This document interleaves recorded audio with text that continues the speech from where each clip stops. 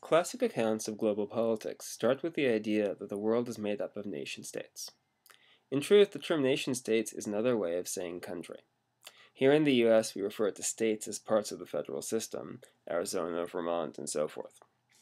In most of the world, though, states refers to the country as a whole. The nation part is the idea that people living in one country share a common nationality and a sense of identity. That Americans identify with other Americans, Greeks with Greeks, and so forth. In theory, then, every country is supposed to have its own nation, a majority group of people who feel like they belong there, participate in the rituals, observe the holidays, and basically get along. In today's lecture, we'll talk about the idea of the nation-state, and specifically how the world came to look like this, in other words, how the world came to be broken up into nation-states, and why it matters. This will help direct your reading with regards to the theoretical perspectives on realism, liberalism, and cosmopolitanism that you will be studying. Of course, in reality, people in one country don't always exactly get along or share a sense of common identity. In fact, this condition is pretty common. There are lots of places where people share a country, but where nationalist divisions or sectarian divisions or language-based divisions really occupy pride of place in how they see themselves. The country once upon a time known as Czechoslovakia was divided into two, the Czech Republic and Slovakia, relatively peacefully. Canada is a multinational country. It's a single nation state, but really it's made up of three nations on the inside: French speakers, English speakers, and indigenous populations. We could say something similar about Belgium, a nation-state in the classic sense, yet that is deeply divided between Dutch speakers and French speakers. Nigeria, more tragically, is divided between Muslims and Christians, and has seen all manner of sectarian conflict as a result of this. Algeria, similar dynamics of conflict between Berber and Arab speakers. Arguably, in fact, the only true nation-state in the world, the only place where the overwhelming majority of the population feels like part of the same nation and can trace their ancestry back multiple generations, is Iceland, a country of 300,000 people. And it's telling us something already, that if we have to go quite this far to find a nation-state that fits the perfect image of what one ought to look like, maybe there's something else going on here. Maybe, in fact, nation-states are a lot more complicated than they first appear. As your book outlines, until about the late 1500s, early 1600s, we did not live in a world of nation-states at all. In fact, there were multiple political systems scattered around the world.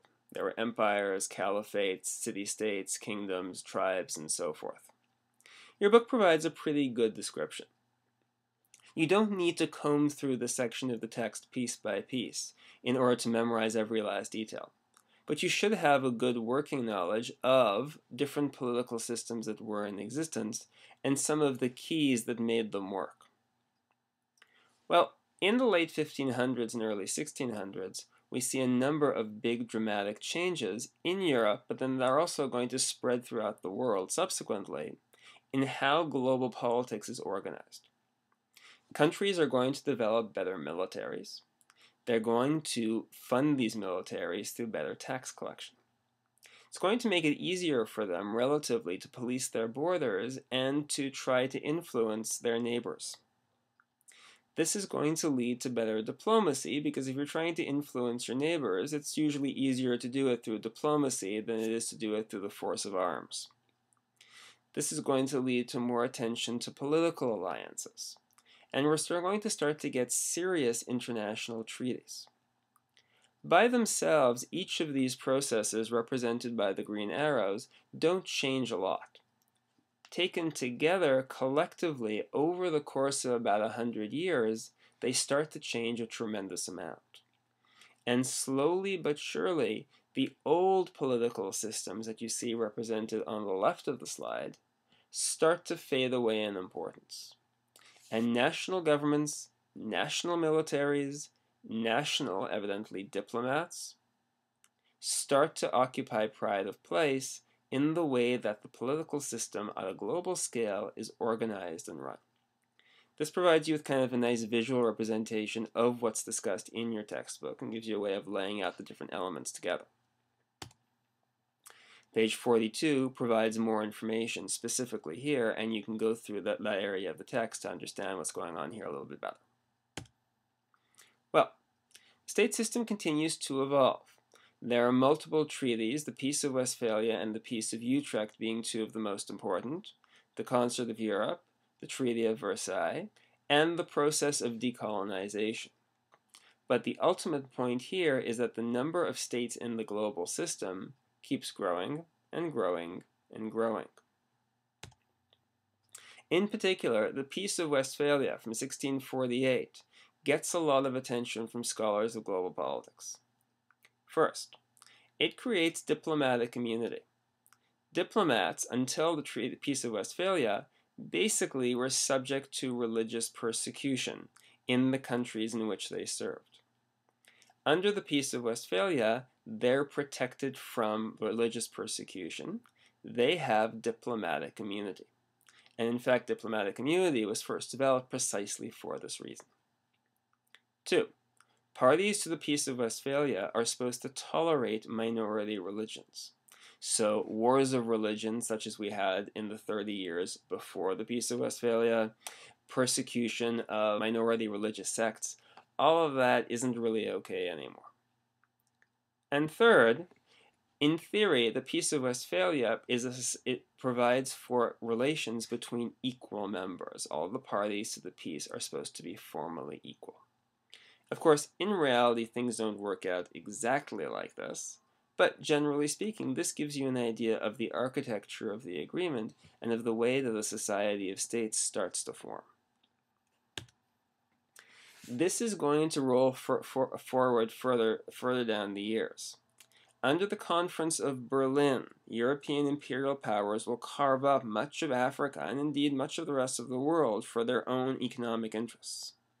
You can read about this on page 44. The term isn't highlighted, but it's important, and I want to call everyone's attention to it. And this paves the way for European powers to literally carve up big chunks of territory throughout the world. Well, what's going to happen? As those countries gain independence, we are going to get this virtual explosion of nation-states. Today, there are between 196 and 206 sovereign equal states. The gap depends on whether states whose territories and whose sovereignty is contested count in our counting of nation-states. Everybody agrees this is the case.